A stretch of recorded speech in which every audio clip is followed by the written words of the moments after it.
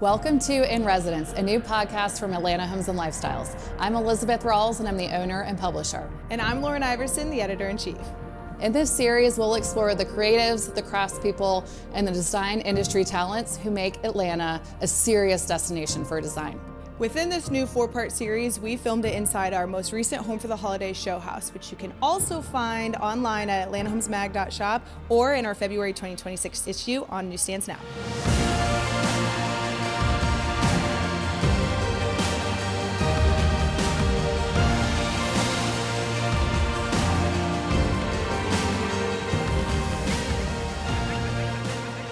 My name is Elizabeth Ralls. I'm the publisher for Atlanta Homes and Lifestyles magazine.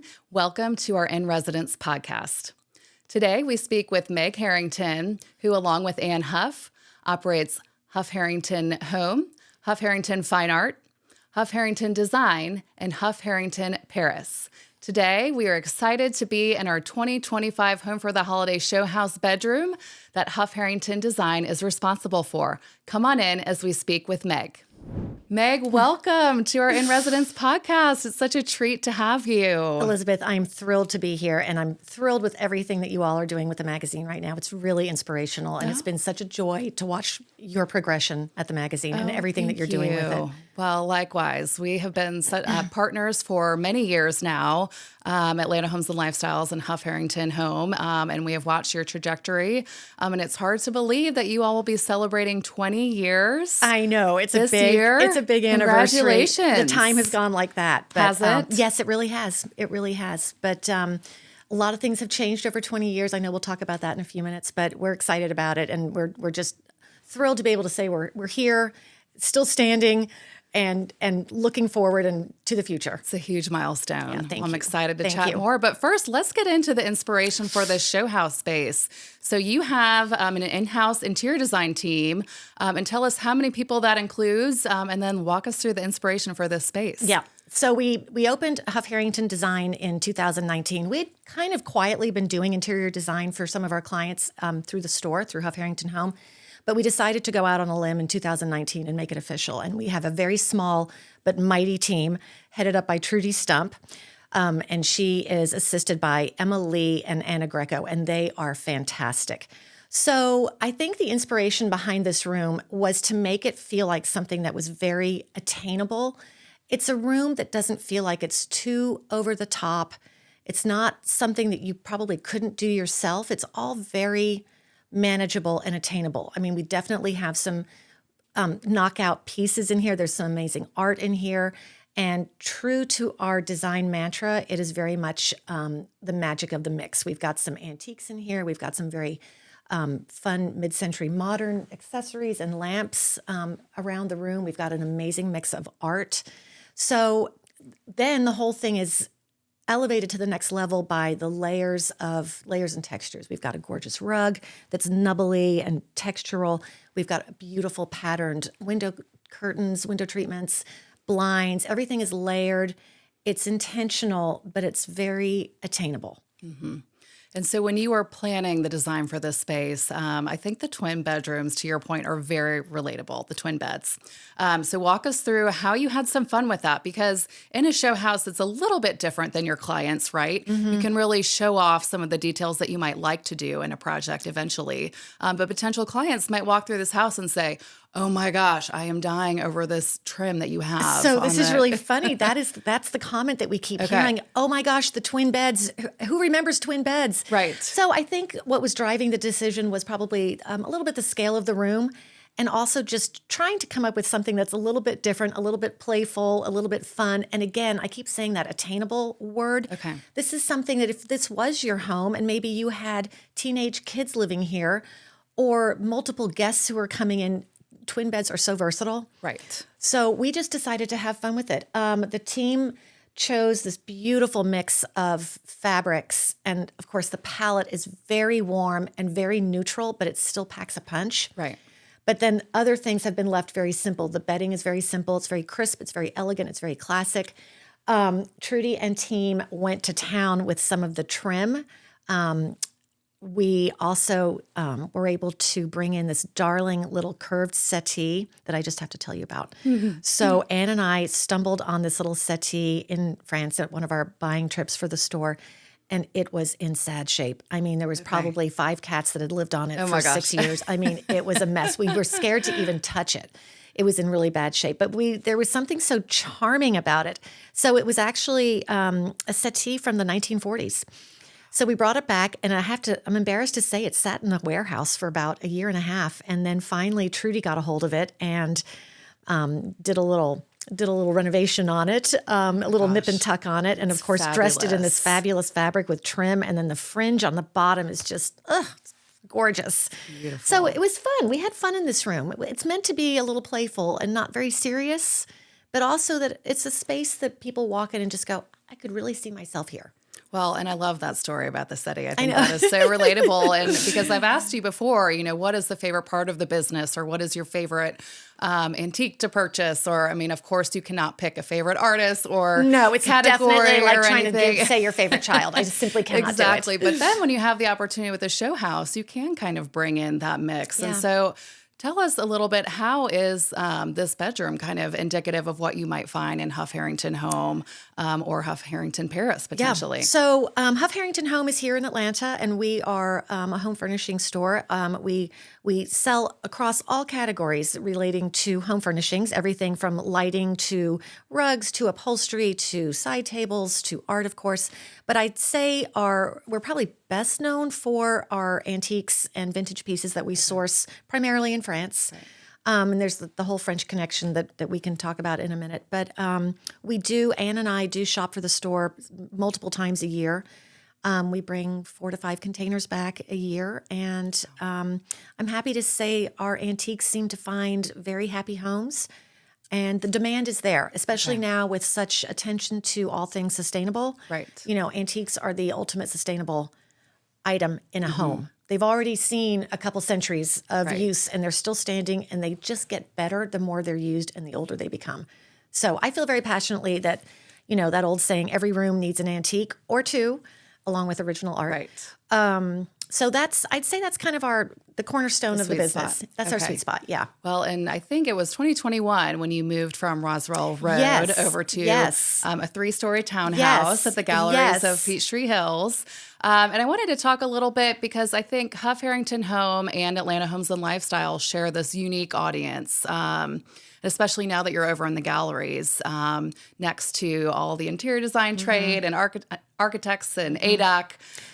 You're kind of in the library, adjacent to the library, I should say. Yes, we definitely are. But at the same time, you've developed this unique, well-heeled and educated consumer audience, which I think we share that, a very unique mix. And so how have you seen that? How are you sort of acting as a master to both sides, I should say? It's how have you hard. seen that evolve with your new location? It's interesting. So all that evolved as we were all emerging slowly from COVID. This opportunity presented itself to Anne and I, and we'd always talked about trying to buy a building for the business instead of being in 2 separate locations like we were for so long, which was confusing and sort of a lot of work for everybody. So you had, just to step back, so you had the gallery, which was also off of Roswell Road, and then about half a mile away was Huff Harrington Home. So it was 2 different showrooms and 2 different, And asking our clients to drive to do different places, and somebody would come in and ask for one thing, it would invariably be at the other location. Right. So when the opportunity presented itself to buy this building at the Galleries of Peachtree Hills, we kind of jumped on it. And it's just been the best move. We're all together now. Huff Harrington Home is on the bottom floor. The gallery is on the 2nd floor, and interior design is on the 3rd floor. And it's a little bit like living in a grown-up sorority house. It's so much fun. Yeah. So, but we knew when we moved that it would be a very intentional change of business plan. Right. We were definitely going to be leaving our very devoted retail client behind, saying that they probably wouldn't come over to us at the galleries as much if we weren't on their regular little path of errands and things like that. So we knew that was going to happen. But we've had such a lovely time cultivating our design business, the design trade in Atlanta is very busy. It's very robust, as you know. We try to go out of our way to make everyone's life a lot easier in any way that we can. We try to always make sure we have items and pieces that are different, that are of interest. We try to always, always, always have exemplary customer service. And I think just the geographical location of being next to ADAC and, like you said, being next to some of our other architects or other resources at the galleries brings a lot of designer traffic. Yes. And I'm happy to say we've also kept our foot in the retail business as well. So especially fourth quarter, we tend to get a little gifty and make sure that we have a little bit of everything for everyone. Right, because in addition to, your international buying trips, I'm sure that you're also shopping at the Mart or other places to kind of get that merchandise mix. Exactly. There's a lot of stuff that we can't source in France and that we need to have. So we're definitely at High Point. We're definitely at the Merchandise Mart in Atlanta. Okay. And going back to that cultivation effort with the designers, does Huff Harrington have a designer or a trade program? Yes. Funny you should mention that. We've just rolled one out. Okay. It's a portal that designers can join with a protected password. Inside the portal, they have access to trade pricing. They have access to wish lists. They have access to sort of first looks, first dibs on things, first to know about new containers or new pieces arriving at the store. And again, it's a great tool for us to be able to interact with designers and help them on whatever. Just send us a quick message and what are you looking for? What do you need? Yes, I have this. It's at the warehouse. Let me send some pics. So whatever we can do to make the designer's job easier and flow more smoothly. Yes. Okay. I love that. And then going back to that sort of mix with the trade and the consumer, talk to us about these buying trips. I'm so interested because the designers, the trade tours kind of came after the consumer tours. Is that correct? It certainly did. The consumer trips, a funny story, and I wish Anne was sitting right here with me because we would have such a giggle about it. Back in 2009, when, as we all know, the economy sort of took a major dip downwards, we started noticing our numbers beginning to fall a little bit, and we were just, it's time to do that dreaded thing. We've got to pivot. We've got to figure out what the next step is to stay in sync with what is going on around us. And Anne happens to have a lovely property in the south of France, and she came to me one day and she said, I've got this crazy idea. Why don't we see if we can get a group of lovely ladies to come with us and we'll tour them around Provence. Amazing. And I literally thought she had lost her mind. Yeah. I just said, what are you thinking of? No one's going to want to do that right now. Well, of course, we sold it out quickly, and that was how the trips were born in 2009. So they started as consumer trips basically in Provence, exploring Provence, spending a week immersed in all things Provençal, from art to culture to food to sightseeing to lounging by the pool. Right. And how many people are these trips designed for? That one, in the 7 to 8 people, sort of, and a camp director. We always have to have a camp director there. And then as we progressed, we opened Huff Harrington Home, and we were now spending a lot more time in Paris sourcing for the store. We decided to see if we could offer a trip that would generate some interest for people who were maybe working on a project or furnishing a home, who wanted to see where these antiques come from firsthand. And we were able to leverage our knowledge and our expertise and our relationships with our vendors, most importantly, and our merchants. And of course, shipping is a huge complication. I'm happy to say that we have that kind of taken care of. So the trips have been clicking along for almost 15 years now. And about 2 years ago, we started offering designer or trade-only trips. Okay, smart. So that's really fun. It's interior designers, it's retailers, it's anybody who's trade. And it's fun because they come in with a slightly different mindset than just the regular consumer. They're really focused. They are coming armed with their plans. They've got measurements. They've got lists of things they're looking for. They're decisive. They're quick. They want to work all day. These are not for the faint of heart. You get up and you go, and you're going all day.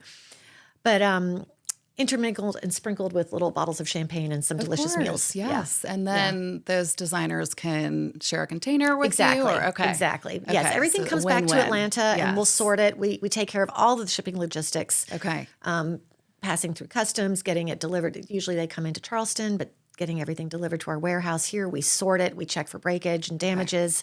We help assist with pickups and delivering to the final destination. So it's a full service opportunity. Sounds incredible. Yeah. We should plan a trip together. I know, that would be fun. There's a spot for you anytime.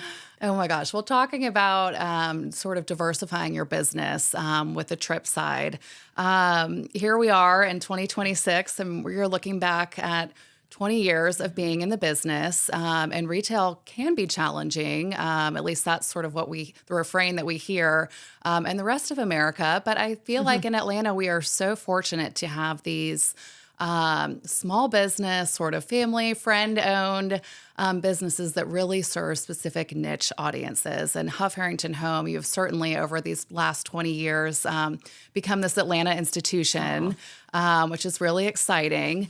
But I think what stands out to me is the fact that your passion and Anne's passion has always come through in the creative that you run, in your print ad, in the magazine, for instance. You and Anne are having so much fun.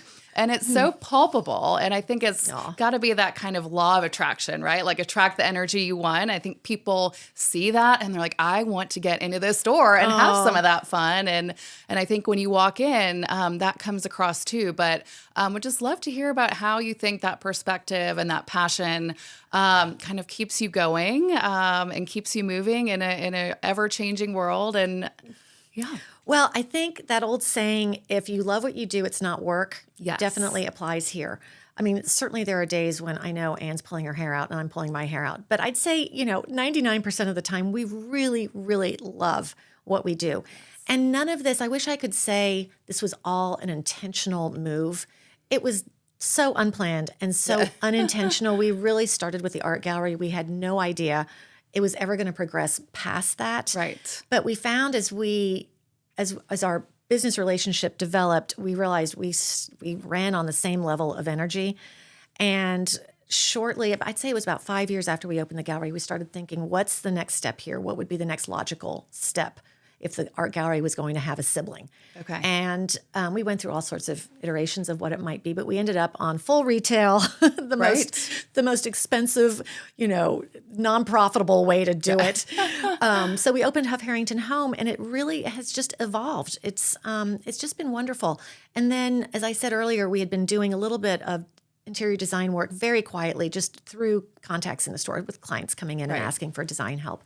So we took the plunge in 2019 to make that official, brought Trudy in to head that up, and that's been great. And so Trudy has been there since the beginning. Yes. That's awesome. Yes. Okay. And then in 21, Anne came to me with the idea to open a business in Paris. Okay. Which also had been kind of percolating on the side very quietly. She had been doing a lot of interior design work in consultation with some colleagues in Paris. And we just felt the time was right to make that official. So Anne moved to Paris permanently to open that business, and it's been full steam ahead ever since, which is great. I will say along the road, of course, we've had so many bumps and hiccups. Notably, COVID was a game changer for the entire world, obviously. And as we emerged from COVID and people were able to get out and realized how important their home was becoming to them as a sanctuary and as a place to feel safe.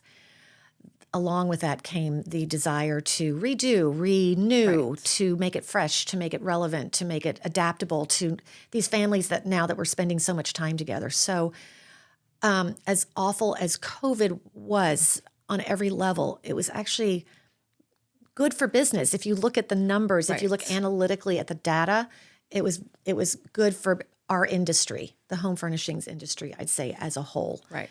And then after we were done with that, our industry, I think everybody who's listening to this and who's in the business would kind of shake their head and say, yes, it's been a little bit of a COVID hangover for the past few years. And I think we're starting to come out of that. Okay. But then, of course, we've got, for all of us who are involved in importing of any kind, we've got tariffs to deal with now, and no one's really quite sure what that landscape looks like. Okay. So I think we try to stay nimble. That's a really scary word. Sure. Optimistic. Yes. The glass is always half full. We've gotten to the point now, after 20 years of being really fabulous business partners, we trust each other's instincts, and I don't want to say we sort of use this as a marketing tool or as a forecasting tool. We'll figure it out. Yes. We always figure it out one way or another. Other things that we've learned along the way, we surround ourselves by people who are way smarter than we are. We have some excellent consultants who have guided us financially.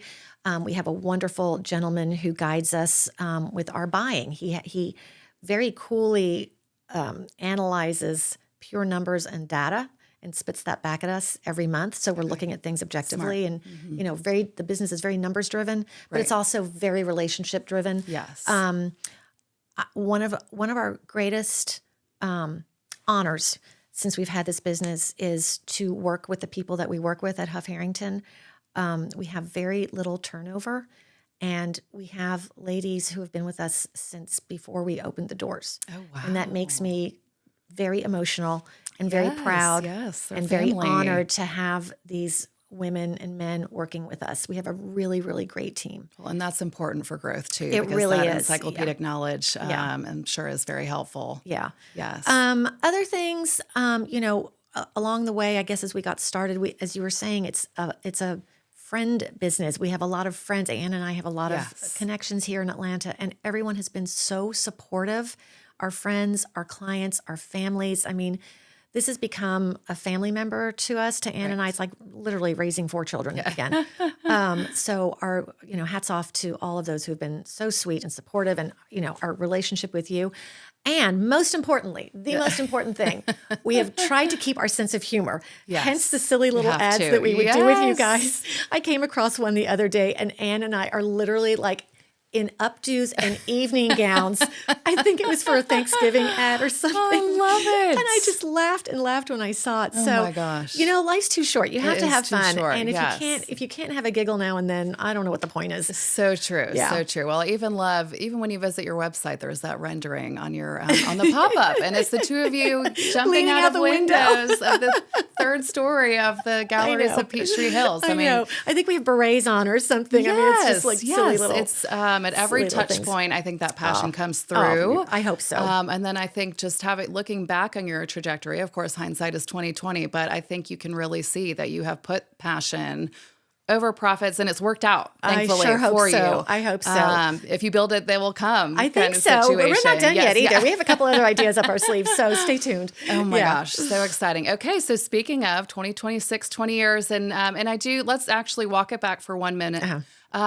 You and Ann met over a shared love of art, and you were both selling art out of your home. Is that correct? Yes. Another little, internal legend that we giggle about. I met Ann because we were both selling art out of our kitchens and our homes. She was selling way more successfully than I was.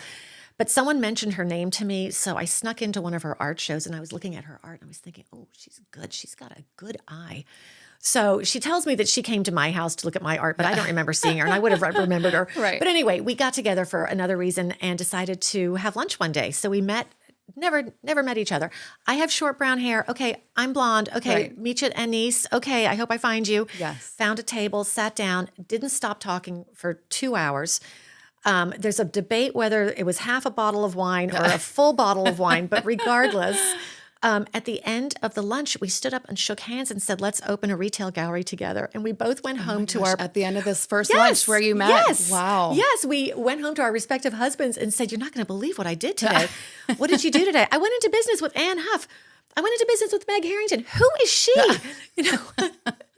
But I think a leap of faith. It was a leap of faith. I really loved what Ann was talking about. She was obviously highly intelligent, really knew her stuff, had a very robust background in advertising and marketing. I had a background in public relations. And I don't know, we put our heads together, and I think we just trusted each other instinctively.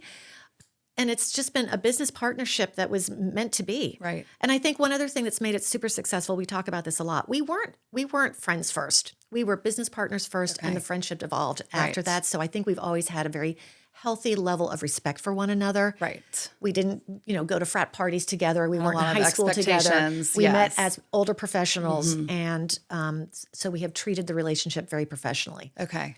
So I love that. Yeah. That's amazing. Yeah. Okay, and bringing it back to the show house. So you have lived in historic Brookhaven yourself. Yes, so I love what this is it like to neighborhood. be back here? Oh, it's a beautiful neighborhood. It's such a gem. If you don't know it's here, you wouldn't know it's here. It's tucked away off of busy Peachtree Road.